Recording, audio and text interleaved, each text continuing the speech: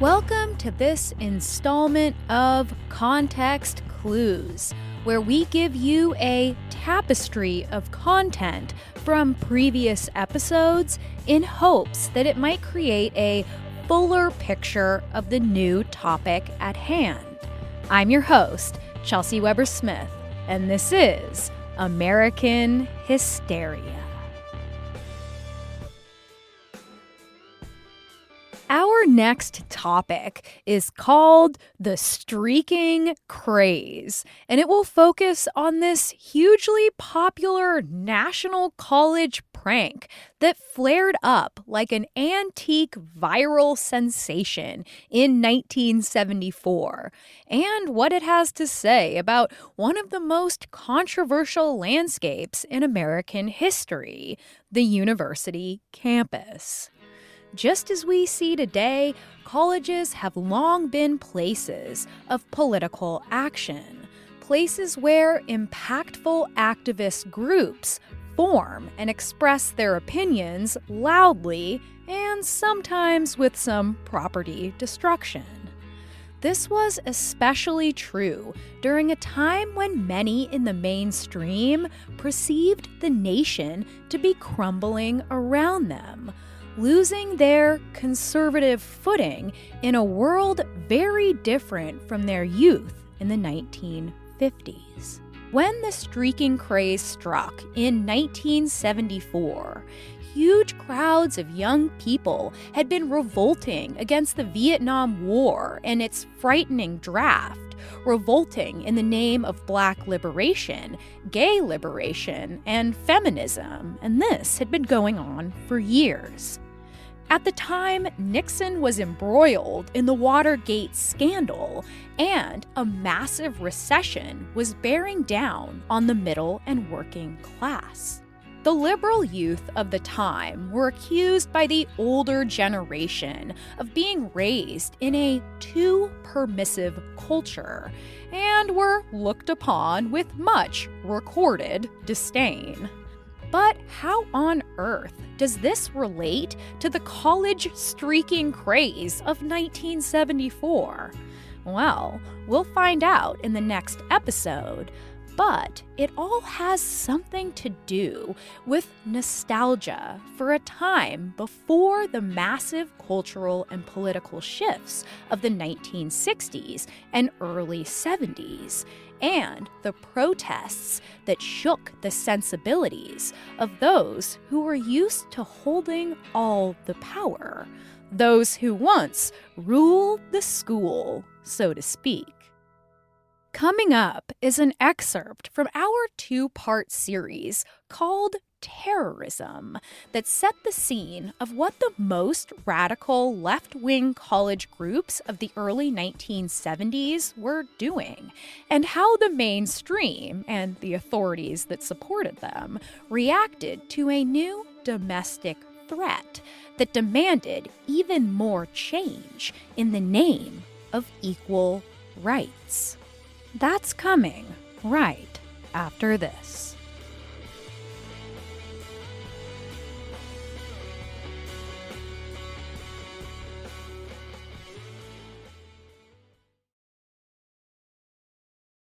Soon, America was awash in the cultural changes of the late 1960s and early 70s, and two major far-left groups emerged as terrorist threats, seemingly reaching for the same goals, but not always seeing eye to eye. These revolutionaries were called the Black Panther Party and the Weather Underground, two groups labeled by the government and the media alike as homegrown, militant, hippie terrorists. Huey P. Newton and Bobby Seale founded the Black Panther Party for self-defense in Oakland, California in 1966 after the murder of a young unarmed black man named Matthew Johnson by white police and the black riots that followed after. They saw this anger as a force that could be turned into political power, and they believed the only way to combat the institutional racism of the civil rights era police forces was to arm themselves with rifles and carry them openly through the streets. They watched over police interactions with black folks as an intimidating force, often chanting things like, quote, "The revolution has come, time to pick up the gun," off the pigs. Due to these armed revolutionaries, and in stark contrast to today, a law was proposed to actually ban the open carrying of guns. The Black Panthers protested this by showing up at the state capitol with loaded shotguns and rifles. FBI Director J. Edgar Hoover called the Panthers, quote, the greatest threat to the internal security of the country. My name is Khalida Smith. I'm 8.5 years old. I live in Oakland, California.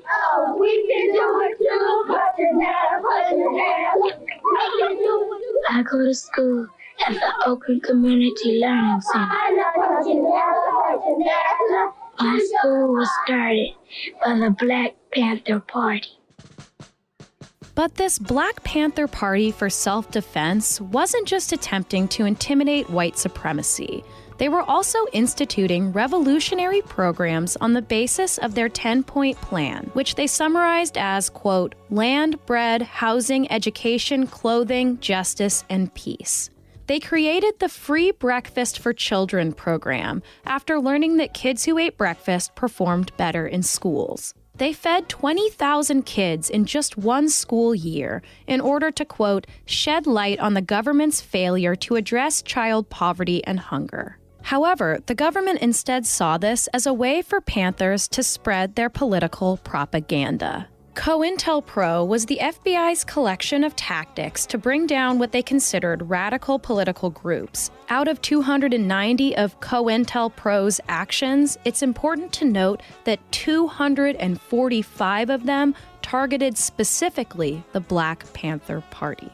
When the volunteerism spread to Chicago, police went as far as breaking into the church where the free breakfast was set to begin the next day, mashing up and actually urinating on all of the children's food. The Chicago Panthers' young chairman, 20-year-old Fred Hampton, attempted to merge their group with the South Side Street Gang with thousands of members, including other groups of color. This would have effectively doubled the membership of the Black Panther Party, and in order to prevent this, the FBI orchestrated a raid on the apartment where Fred Hampton was living. After an FBI informant drugged him with a dinner that was laced with barbiturates, agents stormed in and killed Fred Hampton as he slept in his bed beside his pregnant wife. Almost 100 shots were fired by police, while only one was shot by the Panthers themselves, which a later investigation proved to be accidental. The next day, authorities held a press conference claiming that they had been attacked by the, quote, violent and extremely vicious Panthers and had acted in self-defense. They were praised for their, quote, remarkable restraint, bravery, and professional discipline in not killing all the Panthers present. The 7 surviving members were indicted on charges of attempted murder and armed violence. It was this series of actions that sparked a violent response from another radical group, one known as the Weather Underground, made up of almost all white middle and upper class college students who began bombing cop cars. They were a splinter group of the well-organized movement Students for a Democratic Society, but as the media began publishing graphic photos and videos of the violence in Vietnam, some of the members of the SDS stopped believing in peace. Hello, I'm going to read a declaration of a state of war. This is the first communication from the Weatherman Underground. Kids know the lines are drawn. Revolution is touching all of our lives. Freaks are revolutionaries, and revolutionaries are freaks. Within the next 14 days, we will attack a symbol or institution of American injustice. They said that they wanted to, quote, bring the war home, to force regular Americans to first witness the carnage and then to mobilize against it. They also believed that the continued police violence and segregation of people of color begged for immediate and more dramatic action, and they dedicated themselves to the fight for civil rights. They idolized the Black Panthers and spoke openly about the concept that would later develop into what we call white privilege. Their task was simple: overthrow the U.S. government through armed resistance and through terrorist acts, declaring that, quote, white youth must choose sides now. They must either fight on the side of the oppressed or be on the side of the oppressor. They encouraged the risking of this white privilege through any means necessary to bring about equality and end the reign of terror against people of color overseas and at home. Quote, we've known that our job is to lead white kids into armed revolution. Tens of thousands have learned that protest and marches don't do it. Revolutionary violence is the only way. But these noble aims didn't always lead to an alliance with the Black Panthers themselves. In a spree of chaos known as the Days of Rage, the Weather Underground smashed windows of businesses, police cars, and homes, some of which belonged to lower-middle-class families. For multiple days, the Weathermen, as they were sometimes called, battled with police who far outnumbered them while wearing motorcycle and football helmets, injuring more than 20 cops who shot their guns at the rioters and drove squad cars into the mobs. When the Panther 21 were arrested for conspiracy to bomb several police stations and landmarks, for which they were eventually acquitted, by the way, the Weather Underground threw Molotov cocktails at the home of the presiding Supreme Court judge. Black Panther Fred Hampton, who was still alive at the time, called these actions, quote, it's anarchistic, opportunistic, individualistic, it's chauvinistic, it's customistic, and that's the bad part about it. It's customistic in that its leaders take people into situations where the people can be massacred, and they call it revolution. And it's nothing but child's play, it's folly. We think these people may be sincere, but they're misguided, they're muddleheads, and they're scatterbrains. It was clear that Fred Hampton and many other Panthers did not like the political climate that the Weathermen were fostering, and he worried that their violence would not affect their white affluent peers, but instead would continue to anger police, who would then take it out on poor Black communities. Despite the Panthers' reluctance to align with the Weathermen, it was the death of Fred Hampton that would amp the group up even more as they began to learn haphazardly how to create homemade explosives. The first attempt left 3 Weather Underground members dead when Terry Robbins, who was not experienced in homemade bombs, accidentally blew up the townhouse they were living in. They had planned to detonate this bomb at a dance being held for local police officers and their dates. After this sudden tragedy, the Weather Underground rethought their violent targeting of police and, in addition, decided that they didn't want to hurt civilians with their bombs. They began sending ahead warnings 20 minutes before the blasts in order to clear out any people that may be in the buildings. In total, the group would claim responsibility for 25 bombings, including the U.S. State Department, a military center in Oakland, the U.S. Capitol, the Pentagon, the California Attorney General's office, and a New York City police station. They broke famous Harvard professor turned acid king Timothy Leary out of prison. They held drug-fueled orgies in living rooms and even in their vans, participating in what they called smash monogamy, believing that possessiveness ran counter to a community-based revolution. Forced sexual encounters were created between all of the members in order to break couples up. Wanted posters made by the FBI featuring prominent members of the group were displayed in every post office in the country. But all of this intensity, all of this willingness to commit violence, this enormous, wild revolution would prove to be a symptom of youth, and the Weather Underground would completely dismantle by the 1980s, with all of the members either landing in prison or splintering off into less radical political organizations.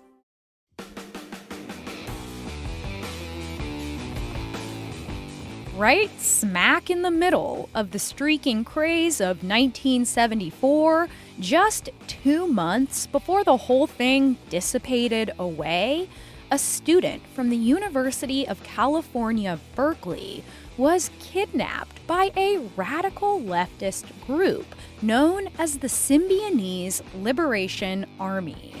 Patty Hearst was the heiress to a fortune created by yellow journalism media mogul William Randolph Hearst. And this group had a plan to use that fortune to fund their increasingly violent revolution. This was a massive story that ran in the background of the naked frolicking that had infected colleges like Berkeley all over the country. There was a grave concern that other typical college students might be radicalized and even hypnotized into a violent left-wing revolution. Now, here's an excerpt from our episode called Mind Control.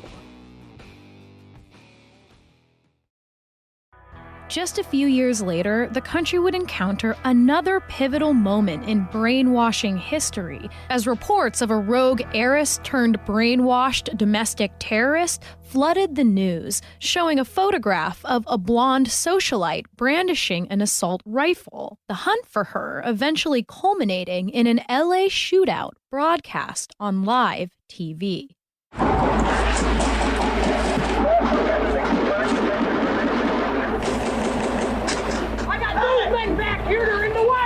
The obvious conclusion is that the Los Angeles police have indeed found the nesting place of the Symbionese Liberation Army, and there's not much left of it now. There's not much left of it now, Bob. Formed in 1973, the SLA was led by a black man named Donald DeFries, who was a student of the Black Cultural Association while in prison, locked up after a gun battle with police. There he met Berkeley students who were visiting prisoners, mostly white and upper-middle-class leftists who believed that the revolution must be induced by any means necessary. As their name reflected, they believed in symbiosis and had a lofty goal of uniting all races and genders and creating a union to fight for the causes of feminism, civil rights, and against capitalism and fascism. "Death to the fascist insect that preys on the life of the people," proclaimed their motto. In order to fund their activism, the SLA began robbing banks in the Bay Area as they schemed their big mission to assassinate the California head of state penitentiaries. But fearing that their action could harm inmates, they shifted attention to California's first black superintendent, Marcus Foster, and used bullets tipped with cyanide to murder him. Why? Because they mistakenly thought Marcus to be a fascist because he was in the process of mandating ID cards for all students. But in reality, it was Marcus Foster who opposed the implementation of the ID cards. 2 SLA members were arrested and convicted. Hoping at first to get their comrades out of prison, they violently kidnapped socialite Patty Hearst, the granddaughter of famous media mogul and cultural architect, the creator of yellow journalism himself, William Randolph Hearst. Unable to negotiate a trade for their friends, they instead demanded the Hearsts provide $400 million toward a Robin Hood-esque goal of feeding thousands on welfare, leading Patty's father to actually set up a program to do just that. In a striking cameo, Jim Jones of Jonestown fame walked in at one point and apparently immediately tried to run the program himself. The Hearsts were not able to cough up $400 million as they were less exorbitantly wealthy than the SLA assumed. And though this $2 million endeavor to feed the hungry was relatively successful, Patty and DeFries each issued angry communiques calling the effort, quote, a sham, with Patty also announcing that she had willingly pledged herself to the SLA and would now be known as Tanya. Greetings to the people. This is Tanya. For those people who still believe that I'm brainwashed or dead, I see no reason to further defend my position. Consciousness is terrifying to the ruling class, and they will do anything to discredit people who have realized that the only alternative to freedom is death, and that the only way we can free ourselves of this fascist dictatorship is by fighting, not with words, but with guns. I am a soldier in the people's army. The SLA wanted to hold Patty up as a kind of revolutionary figurehead, and they cased banks for potential heists specifically for their video surveillance systems so they could put the heiress front and center, especially of the now infamous Hibernia Bank robbery of April 1974, in which the SLA stole $10,000 and in which 2 bystanders were shot. From that heist, we got that famous surveillance picture of Patty Hearst holding the assault rifle, appearing completely complicit in the SLA's action.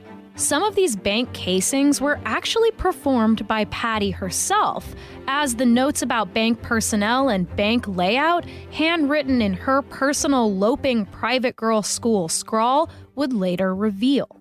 At the same time she was casing banks, the FBI was casing her, and after a long year of nothing, they were finally able to locate the SLA's hideout in suburban LA. But Patty wasn't there. In fact, she was with her two original kidnappers hanging out at Disneyland. But Donald DeFreeze and the other SLA members were not about to let the FBI take them down, and they returned fire, leading to the largest police shootout in American history, culminating with a house fire that killed all 7 SLA members present, including DeFreeze.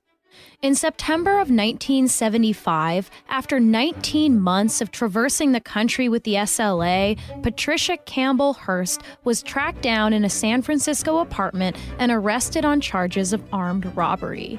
Maintaining her allegiance to the SLA, Patty smiled and raised a clenched fist in apparent solidarity. The court proceedings that ensued were called at the time the trial of the century and saw an entirely different Patty Hearst, one who described months of torment at the hands of those she had once called her comrades.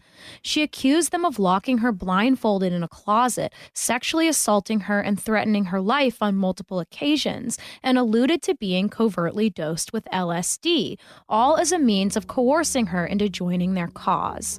At her trial, Patty was represented by F. Lee Bailey, who also represented O.J. Simpson and Sam Shepard, and was also in the military during the Cold War brainwashing panic. Their defense centered around proving that Patty had been a victim of brainwashing, of Stockholm Syndrome or POW survival syndrome, with Bailey also frequently stating, somewhat inconsistently, that she did only what she needed to do to survive. Apparently, people weren't buying it, especially because it seemed that she had had a consensual relationship with an SLA member and had expressed her love on multiple occasions, especially by keeping a charm that he had given her. It was a bad look for Patty, this rich girl who had joined a leftist army in the midst of all this political domestic terrorism that Americans were freaking out about. Following an unusually short 2-month trial and less than a single day of jury deliberation, Patty was found guilty and sentenced to 7 years. Interestingly, with one juror crying during the verdict. More after this. And now, back to the show.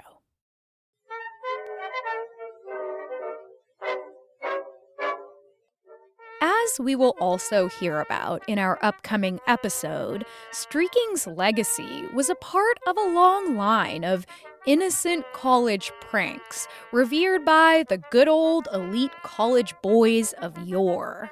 The 1950s were a decade that produced a kind of fluffy obedience and carefree frivolity that was fueled by both a massive economic upswing and the end of the frightening brutality of World War II. Finally, there was a chance, at least for the growing suburban middle class, to focus on raising the next generation with the earliest version of helicopter parenting. This focus on children and teenagers meant that moral panics were popping off everywhere about what these teenagers, who no longer needed to work in factories or prepare for imminent war, were really up to. It's in this context that panty raids made their debut across college campuses, with hordes of young men breaking and entering to steal intimate articles of clothing from the women's dorms. This excerpt from our episode called Teenage Sex should give you a good idea of the invention of the modern teenager, beginning in the 1920s into the 1950s, and the fears that parents were expressing about these young people, many of whom were just about to be cut loose to invent a life of their own away at college. As we'll see, these same college students would eventually grow up to support the streakers of 1974, who reminded them of a far more allegedly innocent time before the political campus protests that scared them shitless. Here's a section from our episode, Teenage Sex.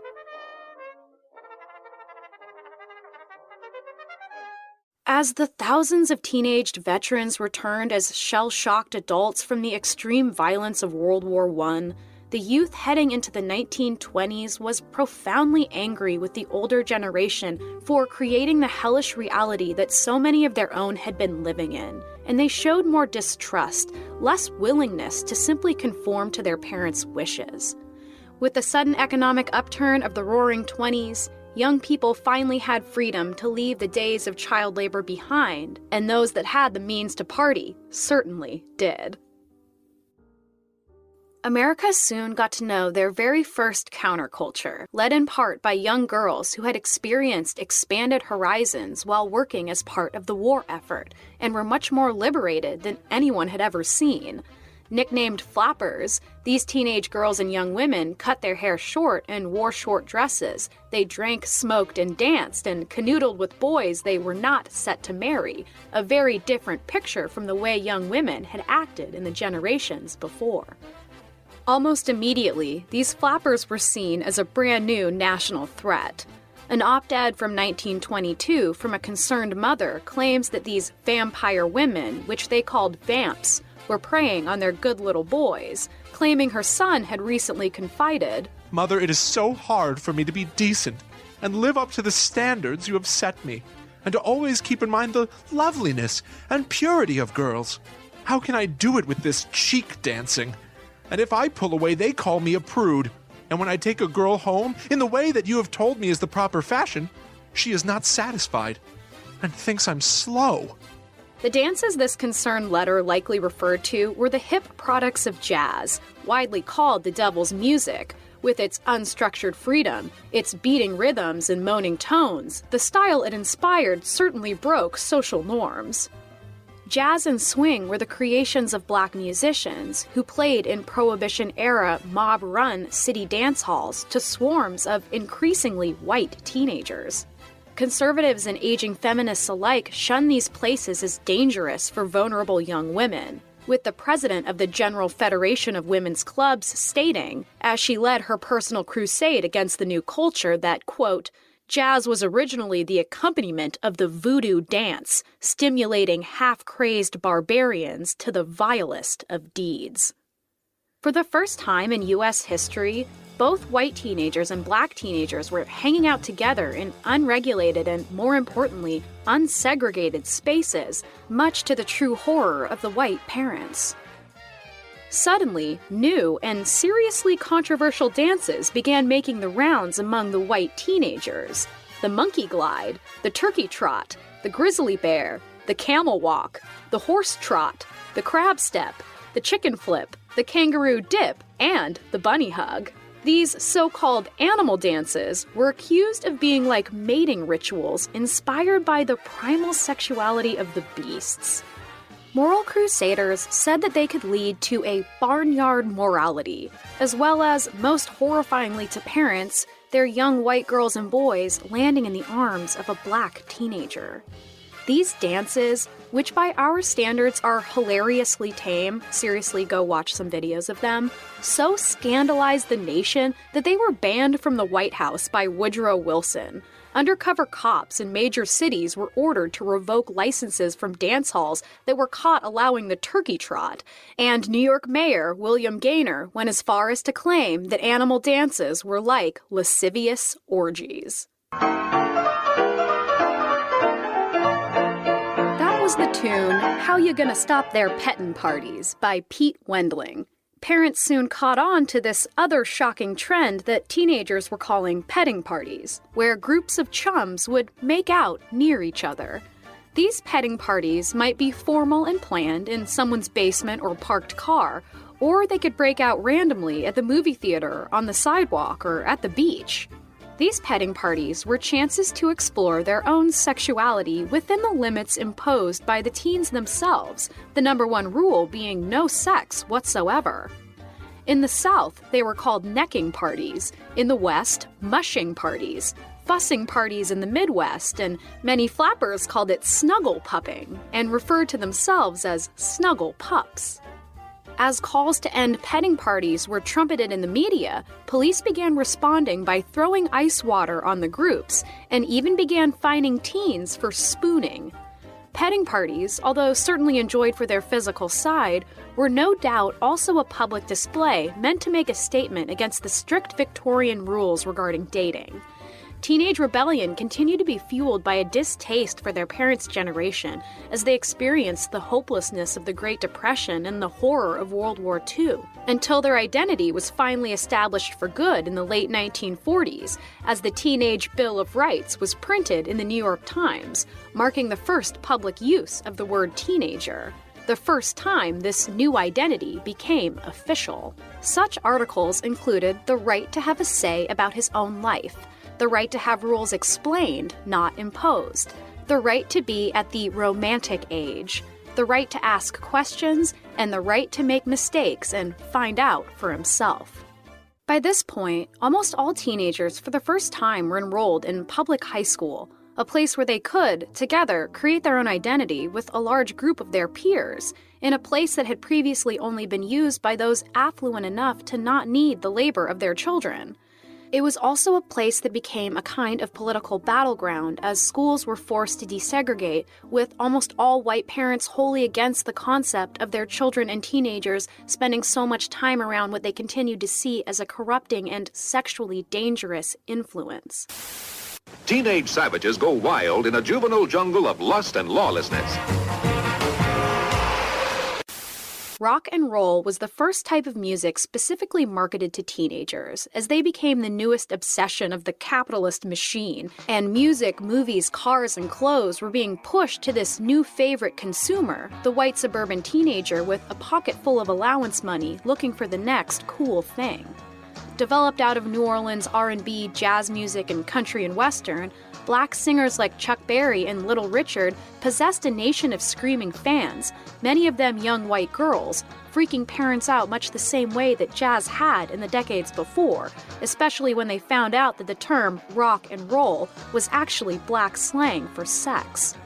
Teenagers watched live TV through store windows as Elvis Presley put his white face on rock and roll and famously began thrusting his hips, outraging parents with blatant and celebratory sexuality that had previously only been seen in black spaces. Now it seemed to have spread to their own innocent suburban sweethearts, and God only knew what its powers could do. Soon, an urban legend got started, likely from the leftover stories of petting parties combined with the daydreams of the hormonal imagination. Parents soon learned of an apparent new high school fad called non-virgin clubs and had actually begun pulling their kids out of class. The stories went that these clubs were full of promiscuous young women who had banded together to seduce teenage boys into at-school orgies. In Memphis, one such group apparently required that each girl have 13 sexual partners before she was allowed to join. Parents claimed the names of each participating teen were placed into a hat and then were drawn at random, forming the sexual pair for that club's meeting. These legends merged with more overt fears of integration when white parents and their kids gossiped about a black man named Sneaky Pete, who apparently gave liquor to and held wild sex parties for teenage white girls in his creepy one-room rundown shack. No evidence of these orgies, whether in classroom or shack, has ever been found. With these early relatives of the Rainbow Party came more rumors from that sex den of high school, ones that would eventually morph into the stories of sex bracelets, alleging that boys were using pull tabs from a soda or beer can to convince girls to sleep with them. The rules of the game said that if the ring of the pull tab was broken, it was worth a kiss, but if it could be removed without breaking it, it was good for sexual intercourse. Thank you for listening to Context Clues, and we'll be back next week with our episode called The Streaking Craze. And let me tell you, It's wild. It's fun. It's pretty shocking. And of course, weird as hell. I would never give you anything else. Looking forward to talking to you then. This was American Hysteria. If you'd like to get ad-free early episodes as well as bonus content, head to patreon.com/AmericanHysteria. This episode was edited by Miranda Zickler and co-produced by Riley Swedelius-Smith, and co-produced and hosted by me, Chelsey Weber-Smith. I hope you have a great and not publicly naked week.